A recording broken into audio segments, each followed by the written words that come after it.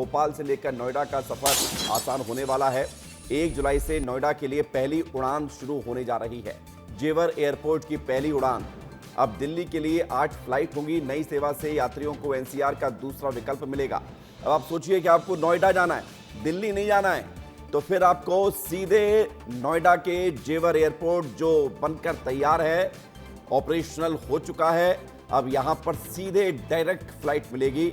एक बहुत अच्छी खबर है और नोएडा जाने वालों के लिए एक और विकल्प के तौर पर इसे देखा जाएगा। विवेक राणा हमारे साथ जुड़ गए हैं। विवेक, दिल्ली जाते थे लोग, दिल्ली फ्लाइट उतरती थी और जो पालम एयरपोर्ट है वहाँ पर 1, 2 या 3 टर्मिनल जहाँ पर भी फ्लाइट लैंड होती थी, उस हिसाब से वो लोग ट्रैवल करते थे।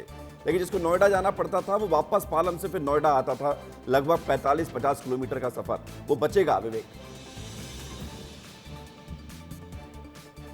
बिल्कुल विवेक, क्योंकि मध्य प्रदेश में कनेक्टिविटी की बात करें तो धीरे धीरे जो कनेक्टिविटी है वो लगातार बढ़ती हुई दिखाई दे रही है। लोगों के लिए बहुत एक अच्छी खबर है, क्योंकि बात की जाए समय की तो जिस प्रकार से नई कनेक्टिविटी के लिए जेवर एयरपोर्ट की यदि बात करें, जब फ्लाइट शुरू हो जाएगी तो कहीं ना कहीं लोगों का समय बचेगा। क्योंकि दिल्ली और नोएडा की यदि बात करें विवेक, तो भोपाल से जब फ्लाइट यहाँ से निकलती है तो लोग दिल्ली जाते थे। दिल्ली जाने के बाद जब किसी को नोएडा जाना है तो करीब 40 से 45 मिनट का जो सफ़र है वो करना पड़ता था। और अब जिस प्रकार से खबरें सामने आ रही कि जो 8 जो फ्लाइट है वो जेवर एयरपोर्ट के लिए भोपाल से संचालित की जाएगी, तो लोगों का जो समय है वो विवेक बचता हुआ दिखाई देगा। और कनेक्टिविटी की बात करें तो कनेक्टिविटी जो है वो बढ़ती हुई दिखाई देगी। जी ठीक है, बहुत शुक्रिया आपका विवेक हमारे साथ जुड़ने के लिए, जानकारी के लिए। तो 1 जुलाई से एक नई फ्लाइट भोपाल टू नोएडा